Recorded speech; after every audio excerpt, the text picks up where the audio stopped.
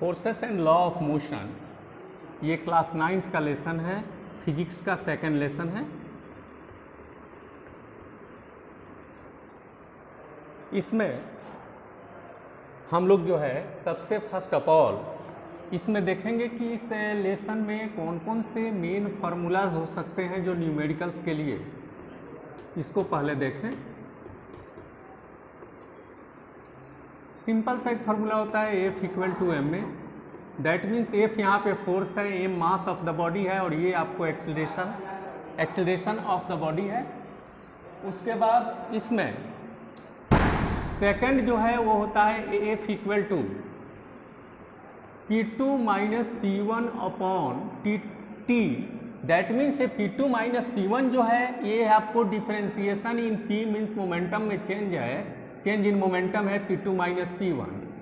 अगर हम P2 का लिखते हैं यहाँ पर mv minus mu upon T लिखते हैं तो F is also equal to m, अगर कॉमन इसमें से ले लेते हैं तो m कॉमन ले लिए तो v minus you by T भी ये फार्मूला डिराइव हो जाएगा।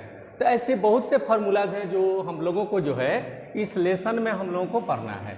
न्यूमेरिकल्स के दृष्टिकोण से ये जो फार्मूलाज है काफ़ी इम्पोर्टेंट रखता है। थर्ड फार्मूला हम देखते हैं, इसमें आपको I equal to F into T.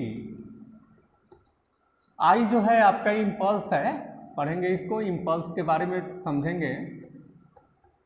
और फोर्स है, ये टाइम है। फोर्थ जो है इसमें फार्मूला वो देखिए, W इक्वल टू पढ़ेंगे mg। W यहाँ पे वेट है, m mass of the body, g आपका एक्सीलरेशन ड्यू टू ग्रेविटी, जरूरत पड़ेगी तो इसको भी पढ़ेंगे।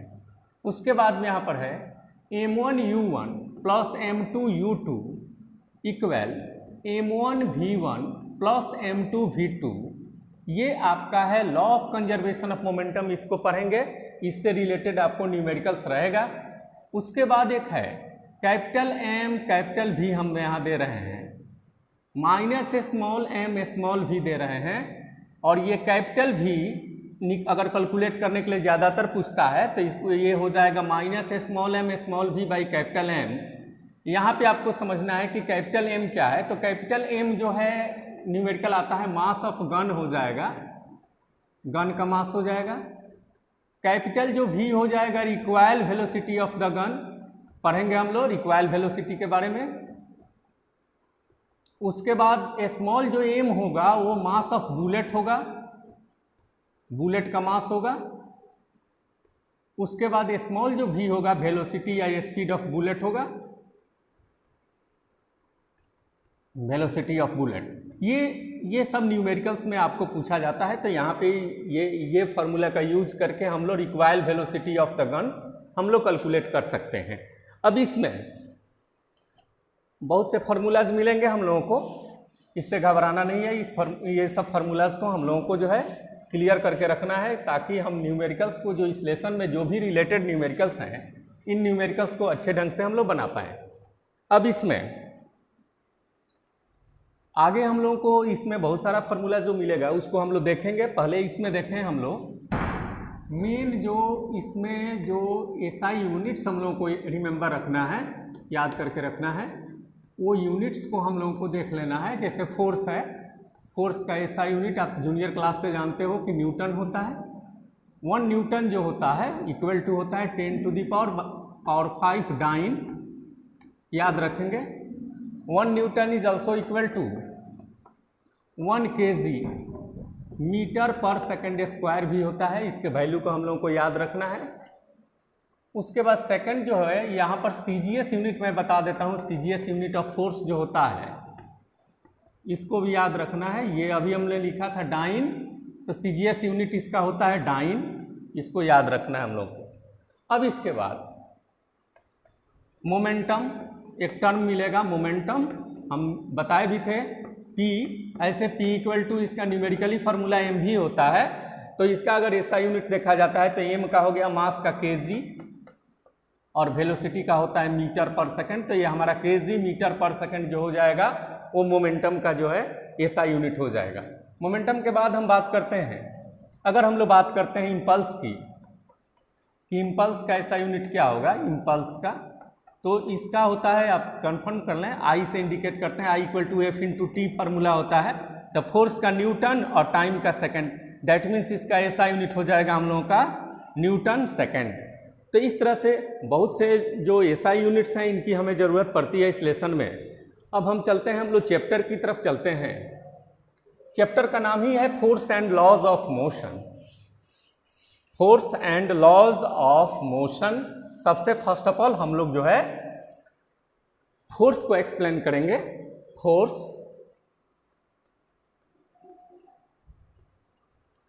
जूनियर क्लास में पढ़े थे हम लोग कि the push and pull on a body is said to be force. अगर किसी बॉडी को पुश करते हैं, पुश होता है या पुल होता है, तो उसको फोर्स के रूप में कंसीडर करते हैं। लेकिन इसमें चूंकि हम लोग 9th क्लास में हैं तो फोर्स को थोड़ा अलग ढंग से हम लोग अलग से इसको एक्सप्लेन करेंगे कि force is a physical cause which tend to change shape and size, second direction, third state of rest and uniform motion. Uniform motion, that means force एक ऐसा फिजिकल फेनोमेनन है, फिजिकल कॉज है जो किसी body के shape and size को change कर सकता है, उसके डायरेक्शन को चेंज कर सकता है, उसके स्टेट ऑफ रेस्ट और स्टेट ऑफ यूनिफॉर्म मोशन। अगर बॉडी कोई रेस्ट में है तो उसको मोशन में, और कोई बॉडी अगर मोशन में है तो उसको रेस्ट में ला सकता है, उसको हम फोर्स बोलते हैं। डायरेक्शन को चेंज कर दे, उसके स्पीड को चेंज कर दे, उस बॉडी के अंदर जो है एक्सीलरेशन को चेंज कर दे। मान लो कि कोई बॉडी जो है अगर 2 metre per second square rate से एक्सीलरेट हो रही है, अगर इसको जो है 3 metre per second square accelerate कर दे, इंक्रीज कर दे या डिक्रीज कर दे, 1 मीटर पर सेकंड स्क्वायर भी कर दे, डिक्रीज भी कर दे, तो भी एक फोर्स है। अब फोर्स पॉजिटिव होगा या निगेटिव, इस पर हम लोग आगे डिस्कशन करेंगे। इसमें पहले ये क्लियर हो गया कि फोर्स एक ऐसा फिजिकल कॉज है जो किसी बॉडी के शेप एंड साइज, उसके डायरेक्शन, उसके state of rest and uniform जो मोशन का जो उसका स्टेट है उसको चेंज करे या चेंज करने की कोशिश करे, उसको हम फोर्स बोलते हैं।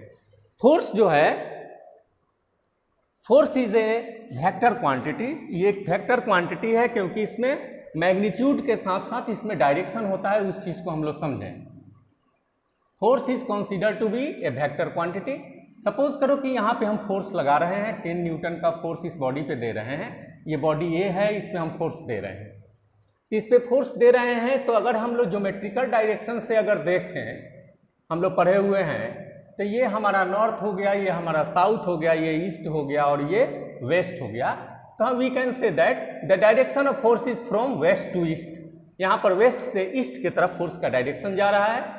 और मैग्नीट्यूड कितना है तो 10 है। मैग्नीट्यूड जो डिजिटल रूप में डिजिट के फॉर्म में होता है वो मैग्नीट्यूड होता है। जैसे मास हम लोग लिखते हैं तो मास का लिखते हैं जैसे केजी, तो केजी में हम लोग बोलते हैं कि 2 kg 3 kg, तो ओनली ये मैग्नीट्यूड है।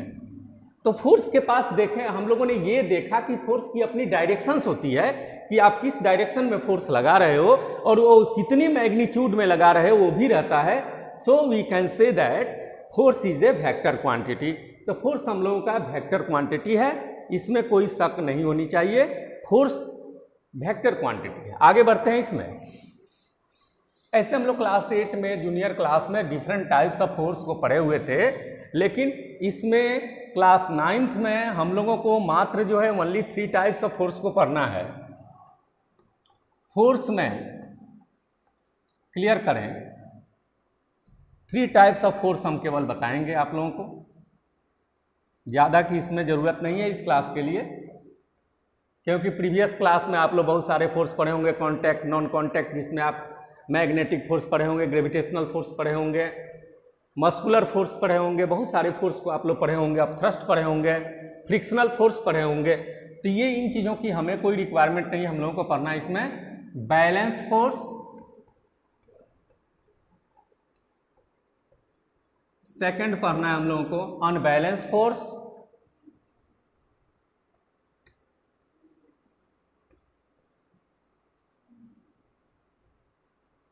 थर्ड पढ़ना है हम लोगों को रिजल्टेंट फोर्स। Resultant force.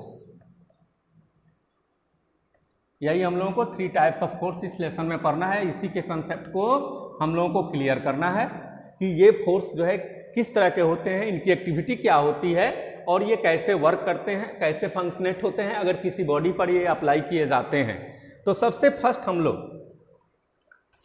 हम लोग स्टडी करेंगे बैलेंस फोर्स के बारे में। Balance force, balanced force.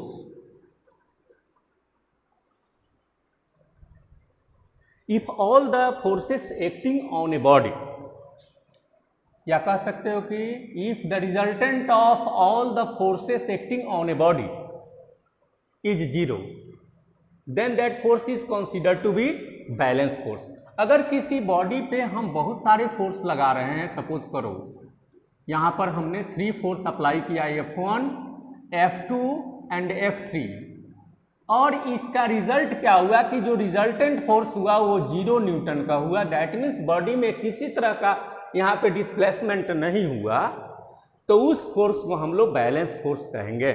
That means अगर हम इसको ऐसे हम पुश कर रहे हैं और हम पुश नहीं कर सके, जैसे इस वाल को, इस बोर्ड के साथ इस वाल को हम पुश करने की कोशिश कर रहे हैं, अगर हम पुश नहीं कर पाए तो यहाँ पे बैलेंस फोर्स लग रहा है। दैट मीन्स जो बैलेंस फोर्स होता है अगर किसी बॉडी पे लगता है तो उसमें एक्सीलरेशन में किसी तरह की चेंजेस नहीं होती है। बॉडी का जो भी कंडीशन इनिशियली जो होता है उसी कंडीशन में बॉडी रहती है। तो if resultant of all the forces acting on a body is 0, then that force is considered to be balance force. अगर रिजल्टेंट फोर्स अगर 0 हो गया, मतलब इसका नेट फोर्स जो हुआ, टोटल फोर्स अगर 0 न्यूटन आ गया, that means F1 plus F2 plus F3 यहाँ के केस में अगर 0 न्यूटन हो गया तो आपका ये जो फोर्स हुआ ये बैलेंस फोर्स हुआ। दैट मीन्स ये बैलेंस फोर्स किसी बॉडी के अंदर अगर एप्लीकेबल होता है तो उसमें आपको एक्सीलरेशन प्रोड्यूस नहीं करता है, नहीं उसके स्पीड में चेंजेस कर सकता है, नहीं उसके डायरेक्शन को चेंज कर सकता है। केवल ये बैलेंस फोर्स अगर कुछ कर सकता है तो वो केवल इस बॉडी के शेप एंड साइज को चेंज कर सकता है। जैसे हम लोग आटा गूंथते हैं ऐसे करके, तो उसके शेप को, साइज को हम चेंज कर सकते हैं। उसमें हम लोग जो है उस बॉडी में एक्सीलरेशन प्रोड्यूस नहीं कर सकते हैं। तो फिर से आप लोग इसको समझ लीजिए कि if all the forces acting on a body, that means the resultant of all the forces acting on a body is 0, then that force is called balanced force। तो आपसे कोई पूछ सकता है कि what are the properties of, what are the characteristics of balanced force। तो पहला हम बता रहे हैं, first, it cannot change the direction of a body। second, it cannot change the speed of a body। it cannot change the acceleration of a body। it can only be changed the shape and size of a body. केवल ये body के shape and size को बदल सकता है, न उसके speed को चेंज कर सकता है, न उस बॉडी के डायरेक्शन को चेंज कर सकता है, न उसमें एक्सीलरेशन प्रोड्यूस कर सकता है। केवल कर क्या सकता है बैलेंस फोर्स? तो केवल ये balance force shape and size को बदल सकता है। सेकंड जो फोर्स है वो आपका है अनबैलेंस फोर्स। इसको समझें, अनबैलेंस फोर्स, अनबैलेंस्ड फोर्स आज के क्लास का लास्ट पॉइंट रहेगा आपका। जस्ट इसका अपोजिट है बैलेंस फोर्स का। If resultant of all the forces acting on a body is not 0, अगर किसी बॉडी पे बहुत सारे फोर्स एप्लीकेबल हैं और बॉडी में जो रिजल्टेंट फोर्स है वो 0 नहीं है, दैट मीन्स मान लो कि यहां पर हमने F1 फोर्स लगाया, F2 लगाया, F3 लगाया और रिजल्टेंट फोर्स यहां आपका F हुआ, तो ये जो F1 plus F2 plus F3 जो होगा वो ऑलवेज ग्रेटर देन 0 होगा। यानी कि दैट मीन्स इस बॉडी में कोई ना कोई चेंजेस हुआ, तो वैसे फोर्स को अनबैलेंस फोर्स कहते हैं। और अनबैलेंस फोर्स अगर किसी बॉडी पे लगता है तो उसमें क्या क्या कैरेक्टरिस्टिक्स हो सकता है इसको समझना है। That means if the resultant of all the forces acting on a body is not 0, that means कोई डिजिटल वैल्यू होनी चाहिए। मान लो कि यहाँ पर 5 न्यूटन रिजल्टेंट हुआ, तो 5 न्यूटन के फोर्स के इफेक्ट से ये बॉडी में शिफ्टिंग होगा, इस बॉडी के अंदर डिस्प्लेसमेंट होगा। तो अगर रिजल्टेंट फोर्स 0 नहीं हो तो वैसे फोर्स को हम लोग कहते हैं अनबैलेंस फोर्स। तो अनबैलेंस फोर्स क्या क्या कर सकता है? तो अनबैलेंस फोर्स उसके शेप एंड साइज को भी चेंज कर सकता है। सेकंड, उसके स्पीड को चेंज कर सकता है। बॉडी के state of rest, state of uniform motion वाला जो कंडीशन है उसको भी चेंज कर सकता है। बॉडी के डायरेक्शन को चेंज कर सकता है। मतलब जो काम बैलेंस फोर्स नहीं करता है वो कर देगा, और जो करता है उसको भी ये आपको अनबैलेंस फोर्स कर सकता है। तो ये आपका जो है आज के क्लास में हम लोगों ने क्लियर किया कि कौन कौन से फार्मूलाज हो सकते हैं।